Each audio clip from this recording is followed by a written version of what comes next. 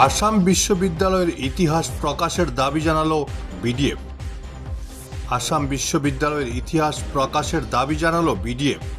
এক সাংবাদিক সম্মেলনে বিডিএফের পক্ষে মিডিয়া সেলের আহ্বায়ক জয়দীপ ভট্টাচার্য বলেন, আশু দাবি করেছে আসাম বিশ্ববিদ্যালয়ে আসাম আন্দোলনের ফসল, যা সম্পূর্ণ মিথ্যা। এই বিশ্ববিদ্যালয়ের প্রকৃত ইতিহাস প্রকাশ জরুরি, কিন্তু আসাম বিশ্ববিদ্যালয় কর্তৃপক্ষ কেন ইতিহাস প্রকাশ করছে না, এটা আশ্চর্যজনক। যেখানে প্রয়াত অধ্যাপক সুবীর কর এই বিশ্ববিদ্যালয়ের ইতিহাস লিখে গেছেন। সাংবাদিক সম্মেলনে এছাড়া বক্তব্য রাখেন ঋষিকেশ দে প্রমুখ। Bureau report, Barak vision. ইদানিং ব্রহ্মপুত্র উপত্যকার আশু এবং কিছু সংগঠনের সদস্য বলেছেন যে আসাম বিশ্ববিদ্যালয় আসাম আন্দোলনের ফসল এবং যারা শহীদ হয়েছেন আসামের তাদের নাকি অপমান করা হচ্ছে বিহুর বন্দনা দিয়ে। এখানে এই ব্যাপারটি শুধু তারা নয়, এর আগে আরও অনেকে বলে থাকেন। ব্রহ্মপুত্র উপত্যকার কিছু নেতারাও এটা বলে থাকেন, আমরা দেখতে পাই। এটা যে সর্বৈব, এটা মিথ্যা কথা, ডাহা মিথ্যে কথা। এটা জনগণকে জানানোর দায়িত্ব ইউনিভার্সিটি কর্তৃপক্ষের, কিন্তু তারা সেই কাজটি করে উঠতে পারেননি। সেই জন্য বারবার এই ধরনের কথাবার্তা উঠে। আমাদের মনে রাখতে হবে যে একটা সময় ছিল 80-র দশকে, যখন এখানকার ছেলেমেয়েরা গুয়াহাটিতে উচ্চশিক্ষার জন্য যেত, তখন তাদের মার্কশিট ছিঁড়ে ফেলা হতো। আসাম বিশ্ববিদ্যালয়ের বাংলা বিভাগের অধ্যাপক বিশ্বতোষ চৌধুরীর মার্কশিট এরকমভাবে ছিঁড়ে ফেলা হয়েছিল। ফলে একটা সময় বরাক উপত্যকার যারা উচ্চশিক্ষায় আগ্রহী তাদের সুযোগ সুবিধা বন্ধ হওয়ার উপক্রম হয়েছিল। সেই পরিপ্রেক্ষিতে এখানে আন্দোলন শুরু করেছিল ছাত্র সংগঠন আকসা, এখানে একটা বিশ্ববিদ্যালয় স্থাপনের দাবিতে, যা সমর্থন করে পরে অন্য সমস্ত রাজনৈতিক দল, সিপিএম, কংগ্রেস ইত্যাদি, এবং বরাকের সর্বস্তরের মানুষ এই আন্দোলন করেছিলেন যে এখানে একটা কেন্দ্রীয় বিশ্ববিদ্যালয় হোক।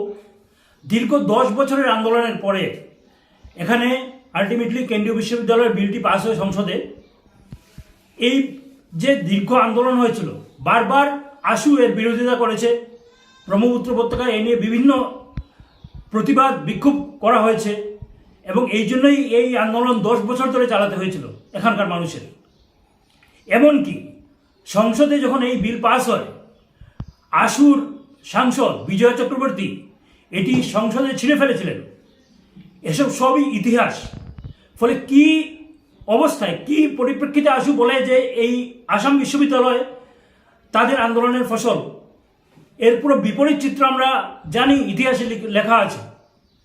তাই এই ধরনের যে অপচেষ্টা চলছে, এর থেকে মুক্তি পেতে গেলে এখানকার যে বিশ্ববিদ্যালয় স্থাপিত হয়েছে তার একটি লিখিত প্রামাণ্য ইতিহাস দরকার। যে ইতিহাস তৈরির ব্যাপারে বিগত দিনের এখানকার যে উপাধ্যক্ষ ছিলেন সুভাষ সাহা, তিনি অধ্যাপক সুবীর কর, ওনাকে দায়িত্ব দিয়েছিলেন একটি প্রামাণ্য ইতিহাস, বিশ্ববিদ্যালয় স্থাপনের ইতিহাস, একটা ম্যানুস্ক্রিপ্ট তৈরি করার জন্য। সেটি তৈরি করা হয় এবং সেটি ছাপাখানায় যাওয়ার পরে সেই ম্যানুস্ক্রিপ্ট ফিরিয়ে আনা হয়েছিল। কারণ ব্যাপারটা হচ্ছে কি, তাতে নাকি বরাক ব্রহ্মপুত্র সম্পর্ক নষ্ট হয়ে যাবে। কারণ এই বইয়ে অধ্যাপক সুবীর কর আশু বিরোধিতা এবং অগবর বিরোধিতার কথা স্পষ্টভাবে উল্লেখ করেছিলেন, যেগুলো ইতিহাসকে আমরা অস্বীকার করতে পারি না। ফলে এই যে কথাগুলো বলা হচ্ছে ব্রহ্মপুত্র উপত্যকায় যে আসাম বিশ্ববিদ্যালয়ের ফসল, সেই কথাগুলোকে এই কথাগুলো যে সত্যি নয়, সেটা যদি এই প্রজন্মকে জানতে হয় বা আশুর যারা আছেন তাদের জানতে হয়, তাহলে এই ইতিহাসটি অবিলম্বে প্রকাশিত করা দরকার।